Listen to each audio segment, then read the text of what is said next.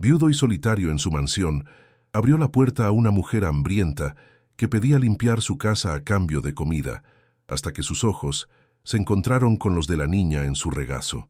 En ese instante, su imperio de soledad se desmoronó. Su corazón reconoció un secreto que el pasado se había negado a enterrar. El sol de la mañana entraba por las paredes de vidrio de la mansión de Fernando, inundando la sala de estar con una luz blanca e implacable. Para la mayoría sería un día hermoso. Para Fernando, era solo otro día de claridad que exponía el vacío de su vida. Cada rayo parecía un reflector sobre el polvo invisible que danzaba en el aire, sobre la ausencia de risas, sobre el silencio monumental de la casa. Hoy el silencio era aún más pesado. Se cumplían exactamente 3 años desde la muerte de su esposa, Elena. Él estaba de pie frente a un gran portarretratos digital sobre la chimenea de mármol. Las imágenes de Elena pasaban en un bucle silencioso. Elena sonriendo en un barco, en Italia. Elena cortando la cinta de inauguración de una nueva ala del hospital que ellos financiaron. Elena en su boda, los ojos brillando. Había sido una buena mujer, una brillante socia de negocios, la arquitecta de gran parte de su vida social.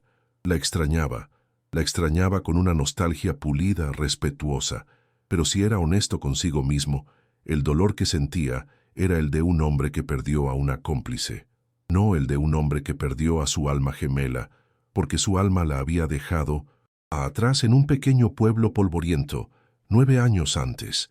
El sol fuerte de afuera no le recordaba Italia con Elena, le recordaba otro sol, más caliente, más brutal, el sol que castigaba las calles de tierra de su ciudad natal. Y ese sol le recordaba a Bianca. Cerró los ojos y la memoria, su enemiga más fiel, lo asaltó. Se vio con 25 años, un chico delgado, de manos encallecidas y sueños más grandes que su bolsillo. Y vio a Bianca con sus 19, el cabello negro y largo, la piel dorada, la sonrisa que parecía cargar toda la luz del mundo. Estaban sentados a la orilla de un río, compartiendo una botella de refresco, planeando una vida que nunca tendrían. El amor de ellos era lo único valioso que poseían, un amor desesperado, forjado en la pobreza, un pequeño bote en un océano de dificultades. Entonces llegó la oportunidad, una beca en una universidad prestigiosa en la capital, un programa de trainee en una empresa de tecnología que prometía lo imposible. Era su única chance de escapar de la vida de trabajo pesado que lo esperaba, la misma vida que había llevado su padre. La despedida fue lo más difícil que había hecho. «Yo volveré, Jo», prometió usando el apodo que ella le puso.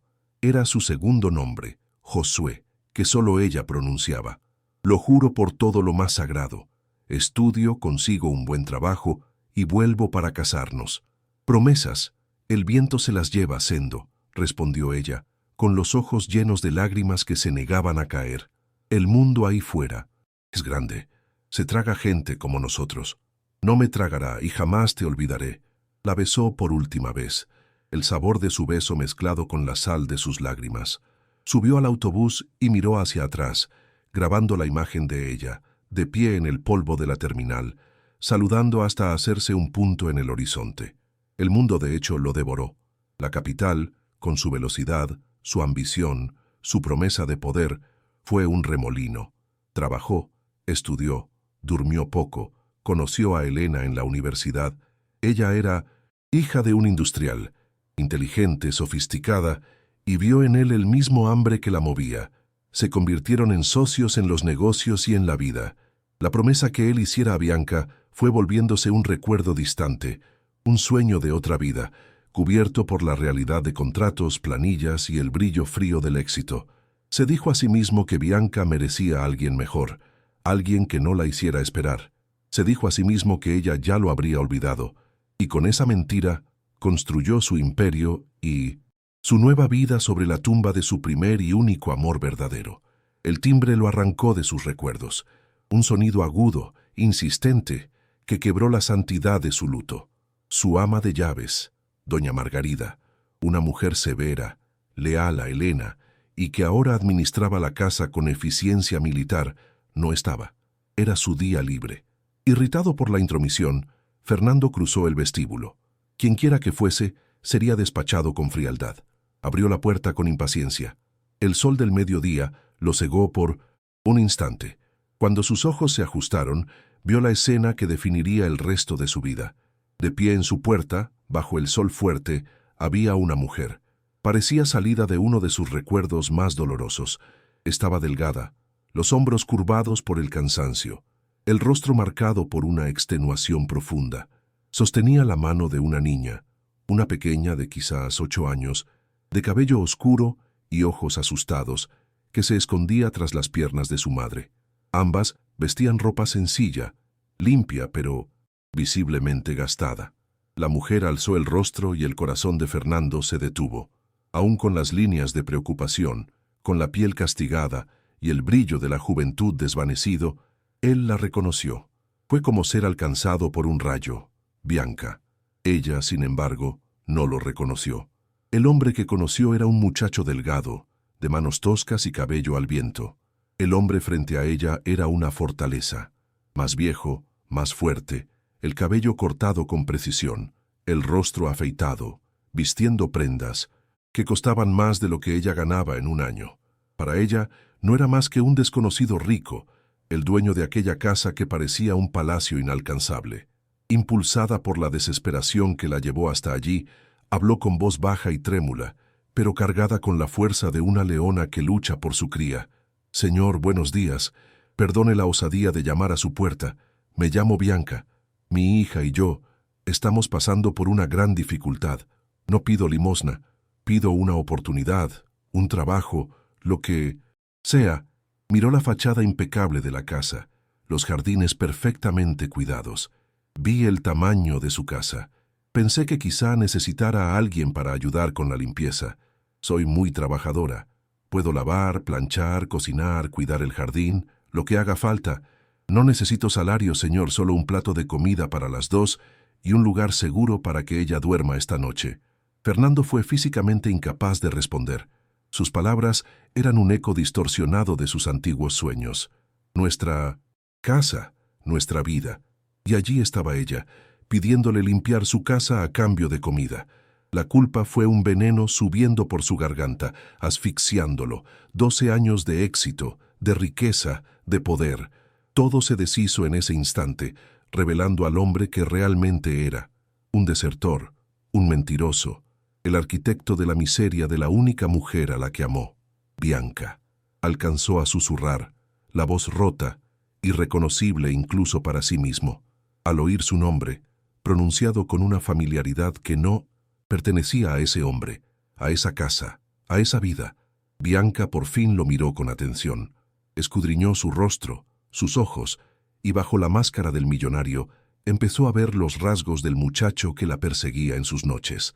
El formato de los ojos, la manera en que la boca se curvaba, incluso en el dolor. Su mandíbula cayó.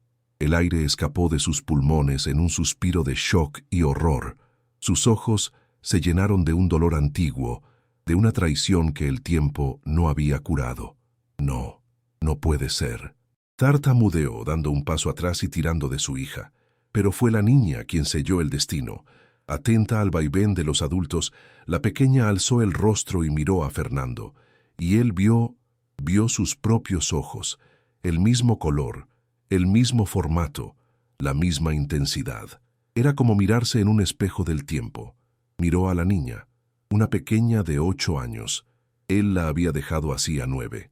La matemática era simple, brutal e innegable. La criatura en su puerta, hambrienta y asustada, no era solo la hija de la mujer a quien abandonó, era su hija. El mundo de Fernando se hizo añicos en 1.000.000 de pedazos. El dolor por la muerte de Elena, la culpa por haber abandonado a Bianca, el shock de descubrir a una hija. Todo convergió en un único punto de agonía insoportable. Allí, en la puerta de su mansión vacía, bajo el sol inclemente, ya no era Fernando, el titán de la tecnología. Era solo Sendo, el muchacho pobre que hizo una promesa y la rompió de la forma más devastadora posible. Y el pasado que intentó enterrar bajo una montaña de dinero venía a cobrar su deuda. Y esa deuda tenía sus ojos. El nombre Sendo, susurrado con voz de fantasma, rompió el hechizo que lo paralizaba. Aquel apodo, reliquia de una vida que intentó sepultar bajo 12 años de éxito y concreto, lo trajo de vuelta a la realidad brutal del umbral de su casa. Frente a él, Bianca temblaba, el rostro pálido de shock, el odio antiguo y el dolor de la traición guerreando en sus ojos. Lo había reconocido, y el reconocimiento no trajo alegría, sino un horror aún más profundo. Yo no sabía que eras tú, balbuceó, dando otro paso atrás, el instinto de fuga más fuerte que el desespero que la había traído. Apretó a su hija, Ana, contra el pecho, como queriendo protegerla de él, de ese hombre que era la personificación de todas sus promesas rotas. Olvide lo que dije. Fue un error. Vámonos, hija. Se volvió, lista para lanzarse de nuevo a la calle, para enfrentar el hambre y la incertidumbre, cualquier cosa antes que aceptar la piedad del hombre que destruyó su vida. La humillación de pedir comida a un extraño no era nada comparada con la de pedírsela a él. «No», sonó la voz de Fernando, un mandato nacido del pánico puro de perderla otra vez. Avanzó y, sin pensar, tomó su brazo. El contacto fue eléctrico, una corriente de 12 años de historia no resuelta pasando entre ellos. «Por favor, no te vayas. Entra. Hace un sol de justicia y la niña. Ella necesita agua, un lugar para descansar». Las palabras salieron torpes, absurdas. Él, un maestro de la negociación, un hombre capaz de mover mercados con una sola frase, ahora no lograba articular un pensamiento coherente. Su mente era un caos. Bianca allí. Y la niña que tenía sus ojos. Su hija. La palabra resonaba en su cabeza como una campana de catedral, ensordecedora. «Yo no quiero tu ayuda, Fernando», escupió Bianca, intentando soltarse. La fuerza de su voz era la fuerza de una década de rabia contenida. «No te necesité. Durante 9 años. No te necesito ahora. Prefiero pedir limosna en la calle antes que aceptar cualquier cosa que venga de ti». Esas palabras fueron cuchillos, cada uno clavándose más hondo en su culpa. Pero fue la niña quien quebró la resistencia. Ana, despertada por la tensión, comenzó a llorar. Un llanto débil, cansado, el llanto de una niña enferma y hambrienta. «Mamá, me duele la barriga», murmuró, el rostro caliente contra el cuello de Bianca. En ese instante, la batalla dentro de Bianca terminó. Su orgullo, su ira, su dolor, todo se inclinó ante la necesidad primaria de su hija. Miró el rostro lloroso de Ana y luego al hombre frente a ella, y en sus ojos él vio la derrota, la rendición de una madre que haría cualquier cosa por su cría, incluso aceptar la ayuda de su mayor fantasma. Sin decir otra palabra, Fernando las condujo hacia adentro. Al cerrar la pesada puerta, sintió como si cerrara un portal hacia el pasado, encerrándolo allí con él. El silencio de la mansión pareció aún más opresivo con su presencia. El trayecto de Bianca y Ana hacia el interior fue una colisión de mundos. Caminaron por el vestíbulo. Los pies de Bianca dejaban marcas de polvo sobre el mármol impecable. Ana, que había dejado de llorar, miraba todo con los ojos muy abiertos y la boca entreabierta. Nunca había visto un techo tan alto, un suelo que brillara, un espacio tan vasto y vacío. Era como entrar en un museo o en una iglesia. «Siéntense, por favor», dijo Fernando, señalando un sofá de cuero blanco que probablemente costaba más que todas las casas que Bianca había alquilado en su vida. Él se sentía un extraño en su propia casa, un anfitrión torpe para los fantasmas que acababa de invitar. Corrió a la cocina, un reino de acero inoxidable y tecnología que apenas utilizaba, y volvió con un vaso de agua y otro de leche. Le entregó la leche a Bianca. «Para ella», dijo, con la voz aún inestable. Bianca tomó el vaso con manos temblorosas y ayudó a Ana a beber. La niña tomó la leche, con una avidez que partió el corazón de Fernando en 1000 pedazos. Mientras la pequeña bebía, Bianca observaba los cuadros caros en las paredes, las esculturas, el mobiliario de diseño. Cada objeto era un testimonio del éxito de él, de la vida que había construido sin ella. Cada pieza de lujo era un ladrillo del muro que él había levantado entre el pasado y el presente, un muro que ahora se venía abajo. Ella se sentía pequeña, fuera de lugar, una intrusa en aquel santuario de riqueza. Fue en ese momento cuando apareció una nueva figura. Borges, el mayordomo y jefe de seguridad, había regresado antes de su día libre. Entró en la sala y se quedó petrificado al ver la escena. Su rostro, normalmente una máscara de profesionalidad impasible, se contrajo en una expresión de choque y desaprobación. «Señor», dijo con voz fría, dejando que su mirada pasara de Fernando a Bianca y a la niña, como evaluando una amenaza. «¿Se encuentra bien? ¿Quiénes son estas personas?» La palabra personas estuvo cargada de un desprecio contenido que hizo encogerse a Bianca. Para Borges, un hombre cuya vida se dedicaba a proteger a Fernando de cualquier complicación, de cualquier resquicio de un pasado indeseable, la presencia de aquellas dos era una alarma de incendio. Veía a una oportunista, a una mujer del pasado que aparecía para explotar la riqueza y la soledad de su patrón. «Está todo bien, Borges. Son mis invitadas», respondió Fernando. La palabra «invitadas» sonó extraña en su propia boca. «Por favor, prepare una habitación de huéspedes, la mejor que tengamos, y pida a cocina una sopa suave, caldo de pollo y algo de fruta. Rápido». Borges lo miró con abierta desaprobación. «Como ordene, señor», dijo con una reverencia rígida antes de retirarse. El mensaje, no obstante, había quedado claro.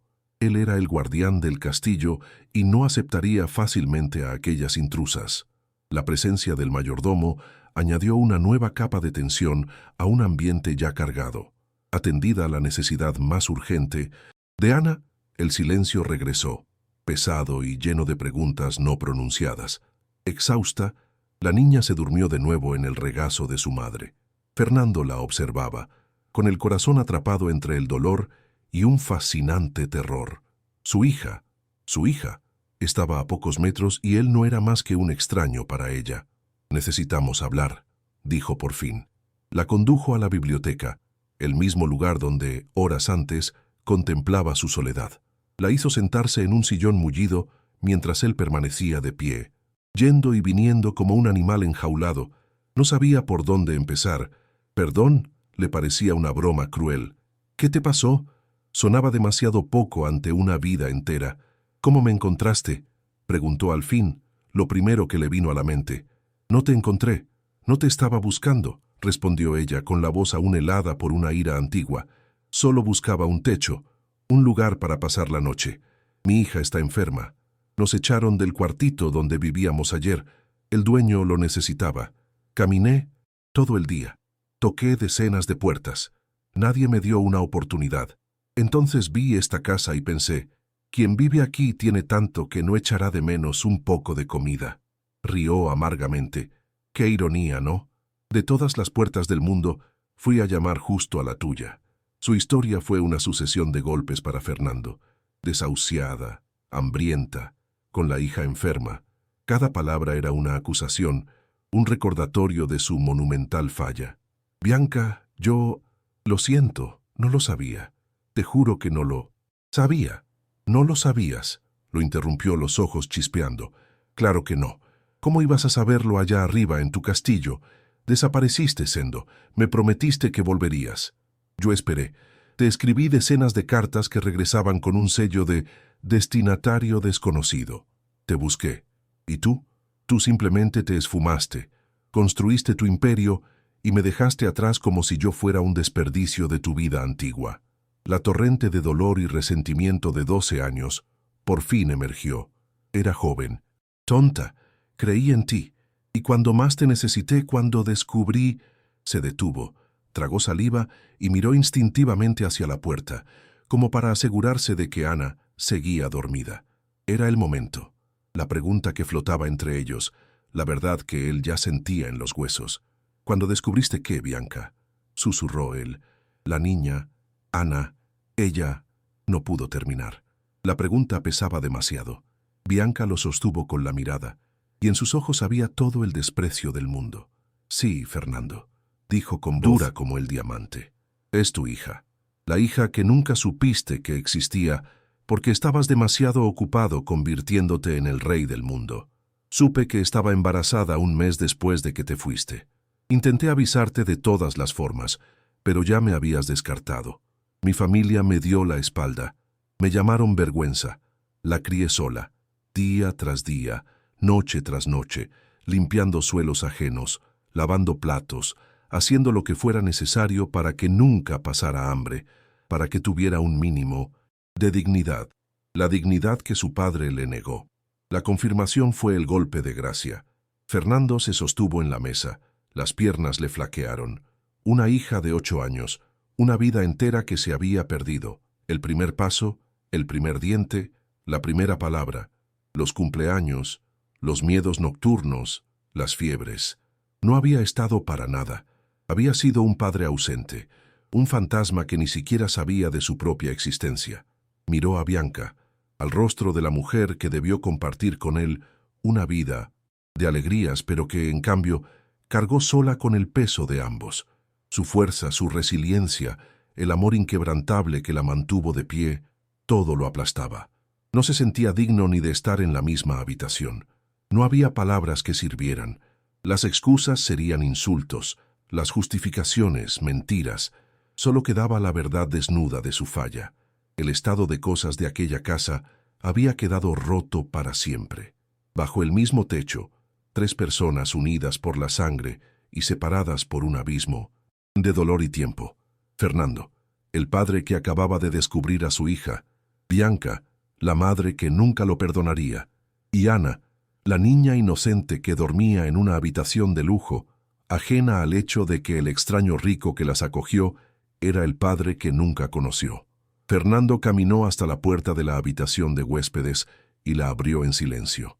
La luz del pasillo iluminó la escena. Ana dormía, una figura pequeña perdida en una cama enorme de sábanas de seda. Parecía una princesa de cuento, pero él sabía que su vida había sido un infierno, y él era el monstruo de la historia. La pregunta que resonaba en su alma mientras miraba a la hija que no conocía ya no era «¿qué pasó?», sino una mucho más aterradora. «¿Qué hago ahora?». Podía darle un castillo, pero no sabía cómo darle un hogar. Podía darle el mundo, pero no sabía cómo ser su padre.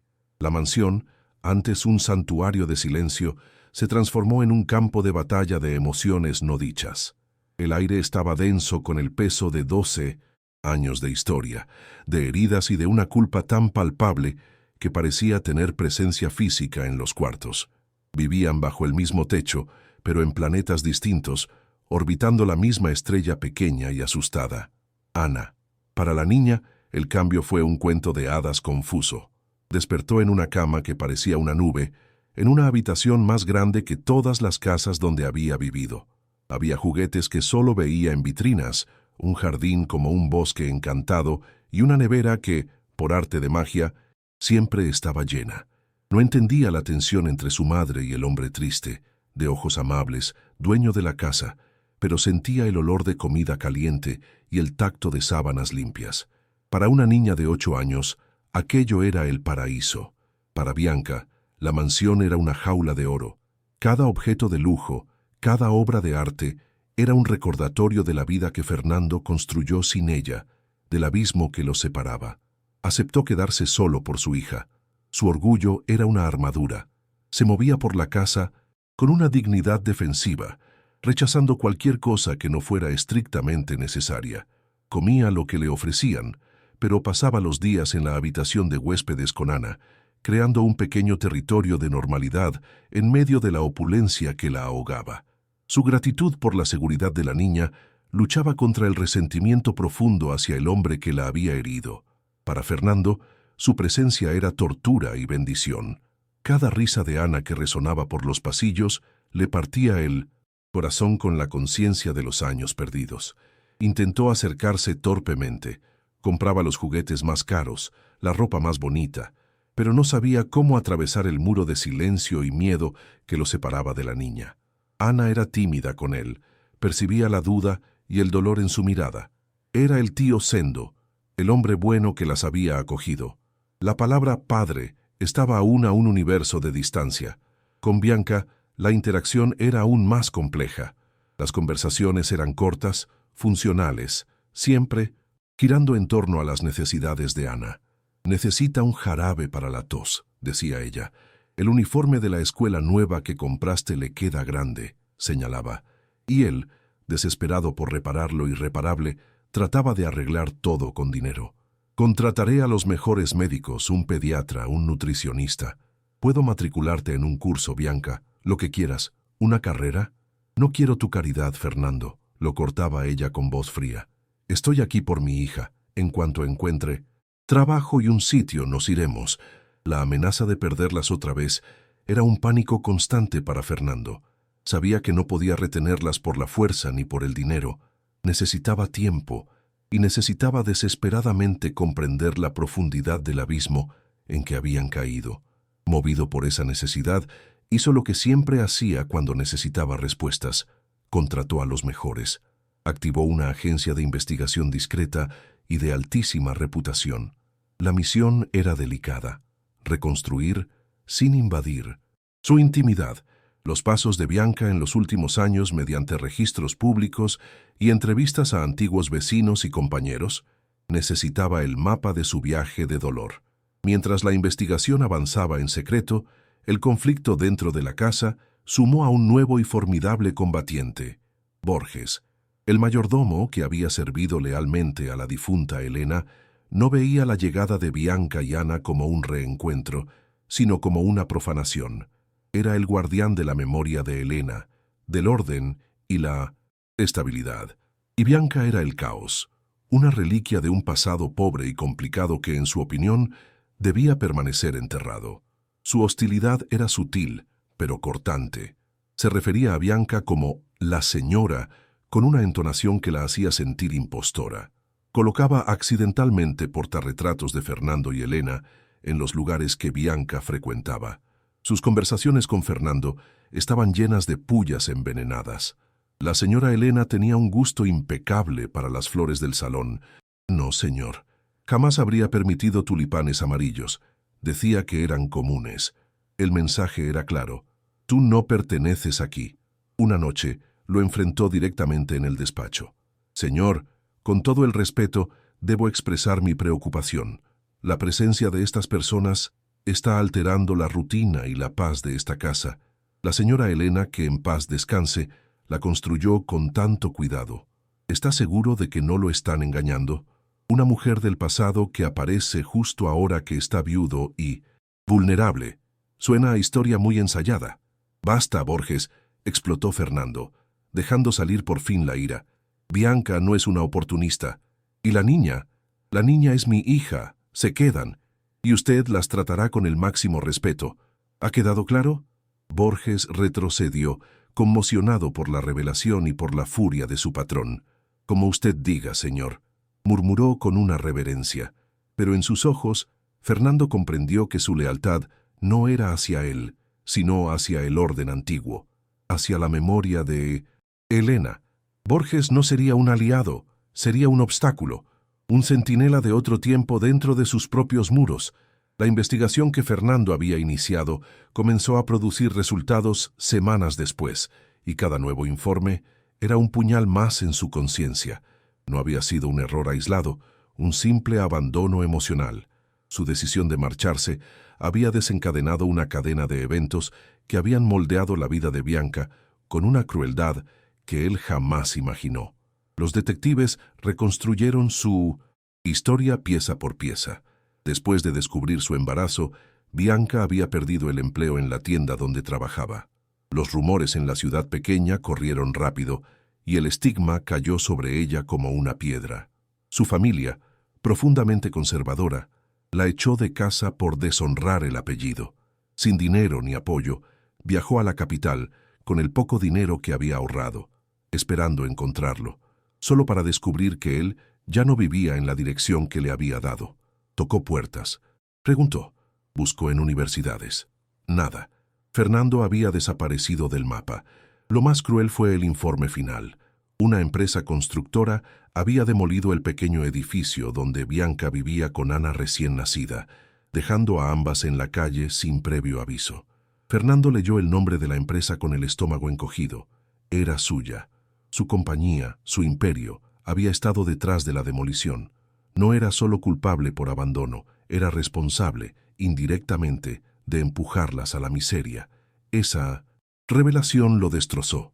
Había huido de su pasado, pero su pasado había seguido pisoteando a la mujer que amaba y a la hija que no conocía, incluso sin que él lo supiera.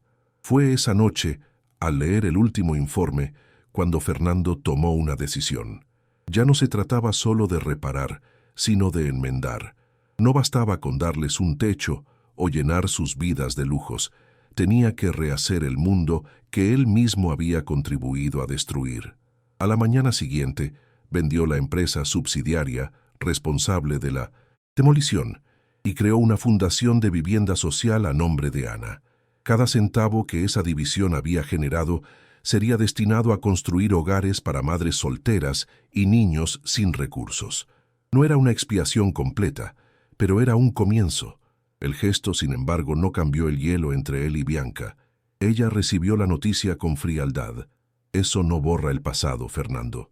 No devuelve lo que perdimos. Y tenía razón.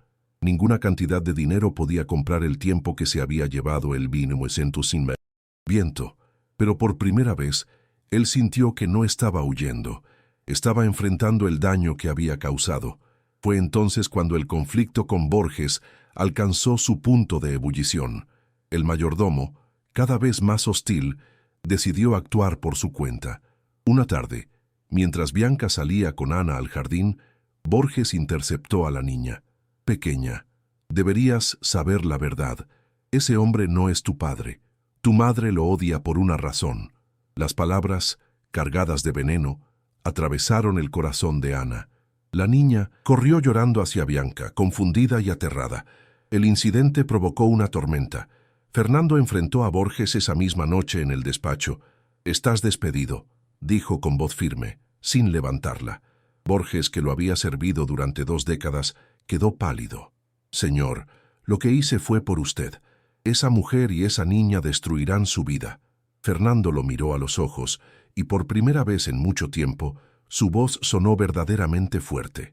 «Ellas son mi vida, y si destruirla significa repararla, entonces que así sea». Borges bajó la cabeza, derrotado, y abandonó la mansión esa misma noche. A pesar del incidente, la semilla de duda ya había sido plantada en Ana. Durante días evitó a Fernando, se escondía detrás de Bianca y no respondía cuando él intentaba hablarle. Esa distancia lo rompía, hasta que un día, al verla jugar sola en el jardín, se armó de valor y se sentó a su lado. «Ana», dijo suavemente, «sé que estás confundida. Tal vez escuchaste cosas feas sobre mí, y es verdad. Cometí errores terribles, pero si me dejas quiero demostrarte que no voy a irme otra vez. Quiero estar aquí, para ti, todos los días». La niña lo miró con ojos grandes, llenos de preguntas que no sabía cómo formular. «¿De verdad no te irás nunca?», preguntó, con la voz temblorosa. Fernando sonrió con lágrimas en los ojos. «Nunca más», y extendió su mano. Ana la tomó con timidez. Era un gesto pequeño, insignificante a los ojos del mundo, pero para Fernando fue el comienzo de una redención. Bianca observó la escena desde la ventana, con el corazón dividido. A pesar de todo el dolor, no podía negar que el hombre que había frente a ella ya no era el mismo que la abandonó. Había culpa en sus ojos, sí, pero también un amor inmenso y una voluntad inquebrantable de enmendar sus errores, y aunque su corazón seguía marcado por las cicatrices, una parte de ella, la parte que había amado a Sendo con todo su ser, empezaba a ablandarse. La dinámica entre los tres empezó a cambiar lentamente. Fernando dejó de intentar comprar el amor de Ana con juguetes y empezó a conquistarlo con tiempo. Le leía cuentos antes de dormir, la llevaba al parque, la ayudaba con la tarea. A veces se quedaba dormido en el suelo junto a su cama, solo para que, al despertar, ella lo viera allí. Con cada pequeño gesto, el muro de desconfianza se hacía más delgado. Bianca también cambió, aunque lo hiciera a regañadientes. Empezó a aceptar los desayunos que Fernando preparaba, a acompañarlo en los paseos al parque, a conversar con él más allá de lo estrictamente necesario. Algunas noches, cuando Ana dormía, se encontraban en el jardín, compartiendo silencios largos y miradas que decían más que las palabras. Había tanto que no se habían dicho, tanto que se habían hecho daño. Y sin embargo ahí estaban, intentando construir algo nuevo a partir de los escombros del pasado. Pero el mundo exterior no tardó en entrometerse. La prensa, siempre hambrienta de historias sensacionalistas, se enteró de la existencia de Bianca y Ana. Los titulares no tardaron en aparecer: el magnate Fernando Díaz y su familia secreta. Los fotógrafos se apostaron frente a la mansión, los periodistas acosaban a los vecinos. Para Bianca, aquello fue una pesadilla. «No puedo vivir así», le dijo a Fernando una noche. «Nuestra vida ya fue difícil. No pienso exponer a mi hija a esto». Fernando entendió que no podía protegerlas del mundo si seguían bajo el foco. Tomó otra decisión drástica. Anunció públicamente que Ana era su hija y Bianca, la mujer a quien siempre amó. En una conferencia de prensa que dio la vuelta al país, habló de sus errores con una honestidad brutal y pidió respeto. «No busco perdón», dijo ante las cámaras. «Solo busco ser el padre que debí ser desde el primer día». La confesión cambió todo. La opinión pública, inicialmente cruel, empezó a ver la historia bajo otra luz. No como un escándalo, sino como una redención. La presión disminuyó, y con el tiempo, la atención mediática se desvió a otros asuntos. La vida en la mansión volvió a su nuevo equilibrio. El paso siguiente llegó en forma de una decisión que lo cambió todo. Fernando le pidió a Bianca que se quedara, no como invitada, no como madre de su hija, sino como compañera. «No te pido que me perdones», dijo de pie en el jardín donde se habían besado por primera vez tantos años atrás. «Solo te pido la oportunidad de amarte como debí hacerlo entonces». Bianca lo miró largo y tendido. Había tanto dolor en su historia, tantas heridas sin cerrar. Y sin embargo también había amor, el mismo amor que los había unido en la juventud, ahora más maduro, más consciente, más fuerte. «No sé si puedo perdonarte», susurró, «pero sé que todavía te amo». Y con esa frase dio el paso que cambiaría sus vidas. Las semanas siguientes fueron un lento pero constante renacimiento. No hubo declaraciones grandilocuentes ni reconciliaciones de cuento de hadas. Lo que hubo fue algo mucho más profundo: gestos cotidianos, silencios compartidos, pequeñas decisiones que, una a una, comenzaron a construir un nuevo presente. Bianca decidió quedarse, no por compasión, no por conveniencia, sino porque, por primera vez en muchos años, sintió que tenía un hogar. Ana fue la primera en abrazar esa nueva realidad. Su relación con Fernando floreció con naturalidad. Ya no lo llamaba señor ni tío Sendo, sino papá. Aquella primera vez que pronunció esa palabra, Fernando rompió a llorar. Lloró por todo lo que se había perdido, por todo lo que no había sabido ser, pero también por todo lo que aún podía construir. Cada papá que salía de la boca de su hija era un ladrillo más en la catedral de una nueva vida. Bianca, aunque más lenta en bajar sus defensas, también comenzó a sanar. Con el tiempo, aceptó una oferta laboral que Fernando le hizo, no como acto de caridad, sino como reconocimiento de su talento. Era administradora nata, con una inteligencia práctica y una tenacidad inquebrantable. Juntos, transformaron parte de la empresa en un proyecto social: viviendas accesibles, programas educativos, apoyo a madres solteras. Lo que comenzó como un acto de culpa terminó convirtiéndose en un legado compartido. El amor entre ellos no resurgió de golpe. Se construyó día tras día, como se construye una casa, con paciencia, con esfuerzo, con esperanza. Había risas nuevas, sí, pero también discusiones, inseguridades, lágrimas. A veces, Bianca despertaba en medio de la noche con el peso del pasado oprimiendo su pecho. A veces, Fernando temía que el perdón nunca llegara del todo, pero a pesar de todo, seguían eligiéndose una y otra vez. Un año después, el jardín de la mansión, aquel mismo jardín donde Bianca juró que nunca aceptaría nada de él, fue testigo de una escena que nadie habría imaginado. Rodeados de un puñado de amigos, empleados y vecinos, Fernando y Bianca se casaron. No hubo lujo ni extravagancia. Ella vestía un sencillo vestido blanco y llevaba flores silvestres en el cabello. Él no necesitaba más que su sonrisa. Cuando intercambiaron votos, el sol caía sobre ellos, como si el universo celebrara la segunda oportunidad que la vida les había concedido. Ana, con un vestido rosa, fue la encargada de llevar los anillos. Cuando se acercó al altar improvisado y miró a sus padres, sus ojos brillaban con una alegría que no necesitaba palabras. Había pasado de ser una niña abandonada a ser el corazón de una familia que, aunque imperfecta, estaba unida por un amor profundo. La ceremonia terminó sin grandes discursos. No hacían falta. Fernando miró a Bianca y susurró: «Te prometí que volvería, y esta vez pienso quedarme para siempre». Ella sonrió, con lágrimas en los ojos. «Y yo prometo que, aunque nunca olvide el pasado, dejaré que nuestro presente sea más fuerte». El futuro, por primera vez, no daba miedo. La casa que antes era un mausoleo de recuerdos se convirtió en un hogar lleno de vida. Risas en el desayuno, huellas pequeñas corriendo por el pasillo, olor a pan recién hecho y tardes de mí no me siento sin películas en el sofá. La soledad que había marcado la existencia de Fernando desapareció, reemplazada por un bullicio caótico y maravilloso. Pero quizás el mayor cambio ocurrió dentro de él. Fernando, que había pasado la vida construyendo imperios para llenar su vacío, descubrió que nada valía más que esa pequeña familia. El hombre que había huido de su pasado se convirtió en alguien que no temía enfrentarlo.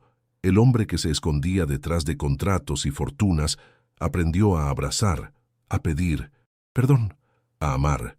La historia de Fernando, Bianca y Ana no fue perfecta. Hubo errores irreparables, heridas que nunca sanaron del todo, pero fue real, y fue en esa realidad, en su complejidad, en su fragilidad, en su redención, donde encontraron la felicidad. Porque al final la vida no siempre nos da segundas oportunidades, pero cuando lo hace, debemos tomarlas con las manos temblorosas, con el corazón abierto y con la valentía de quien ha aprendido que el amor verdadero no es perfecto, simplemente persiste.